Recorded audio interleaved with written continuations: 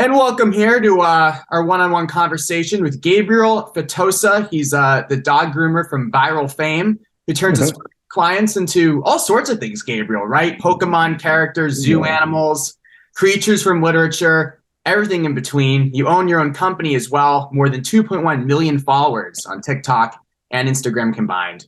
Great to talk to you, Gabriel. How are you? Oh my God, thank you for having me. I'm good. How are you? Yeah, I told you, wrote about you a couple weeks ago, and the Queerty readers are like, we need more Gabriel in our life. Where is he? So here. Oh, that's sweet. So all of your Instagram and TikTok pages, you post all of these amazing photos and videos, as I mentioned, with all these dogs who you groom up to the nines. What sparked your passion for dog grooming? I kind of fell into it. I was about 12 years old, and I took my sister's dog to the grooming shop. I thought that what the lady did was amazing, that she played with dogs all day and made money. And it wasn't really like that. I found out it was a lot of work and a lot of actually study to learn how to do so many different breeds and so many different styles. And I just got really obsessed with, the way they look and all the different types and all the different techniques there are to get them ready. When did you start, first of all, and how long did it take you to really perfect your craft? Oh, I was 12 years old. So I've been doing this for 20 years. And I don't think dog grooming is one of the things that you can never fully perfect it. There's still things that I don't know. There's still things that I need to learn more about. And I was reading a couple articles about you, and in previous interviews, you said that your family wasn't originally supportive of, or your parents weren't originally supportive. Yeah, and that's one of my missions to when I'm with all this attention that I have, I want to highlight this industry because it is true. When I first started grooming, it wasn't the kind of thing that my parents and my friends were like, oh my God, how cool, you're going to be a dog groomer. Usually they have that reaction if you tell them you're going to be a doctor or an engineer. Right. But with the dog grooming, people ask me like, why are you like wasting your life doing this? And that's what I want to show people now, how much artistry and technique is involved. And that is something that it's not easy to do. Yeah, you really consider yourself to be, and you are, an artist and creator. Yeah, I consider myself an artist for sure. I think a lot of my haircuts, especially even the ones without color, but especially with the color ones are more evident. There is an interpretation of my own view of the world. And I think it makes people feel something. So I think it's definitely a form of art. So what inspired you? Like, obviously there's dog groomers everywhere, people giving dogs haircuts everywhere. What inspired you to take it to the next level like you do? I think it was looking outside of my industry. I was like, how did fashion designers, hairstylists create a name for themselves that lasted long after they passed, like Vidal Sassoon, and then there's Alexander McQueen, and they all try to create different shapes and push their industry forward in a way that it hasn't been done before. And that's what I've been trying to do with dogs. Yeah, most definitely. What are some of your favorite creations? I know it's probably hard, but.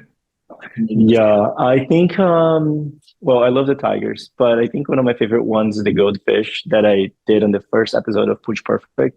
Because coming from the background that I came from, I never imagined coming to Hollywood, doing dog grooming, and being, with Rebel Wilson and winning the premiere of the show. It was a kind of thing that it was a big moment for me because, like I said, in the beginning, people didn't really support it. So getting there, it meant a lot. So I think that's one of my favorite designs. Yeah, and I was going to ask you, great lead-in, thank you, to Pooch Perfect. How'd you get on the show a few years ago? I was in a dog grooming conference, and I was standing and talking to my friends, and then this person reached out, and they're like, oh, actually, Macy, the contestant that won the show, she brought the cast agent to me, and she's like, you have to talk to this guy. And then I talked to him, and then I did a first cast, and it was right during the pandemic, so it took like a year of casting. And I actually didn't know if I was going to be on it or not. I've heard that I was one of the extras. They weren't sure they were going to get me in the show. And here I am. Wow. Here you are. So, okay, you want to turn a dog into a tiger, let's just say. Tell me about the process. What materials do you use? Roughly how long does it take? So it takes about 3 to 4 hours, but that I ask for any haircut. If it's a small dog, most likely 3 hours. So the dog comes in. I use a vegan, non-toxic pet dye. It's made for pets. Don't try to use any human product on your dog. It's made for pets. So I put the dye on the dog. I cut some of the hair off if the dog is too hairy. I create the pattern.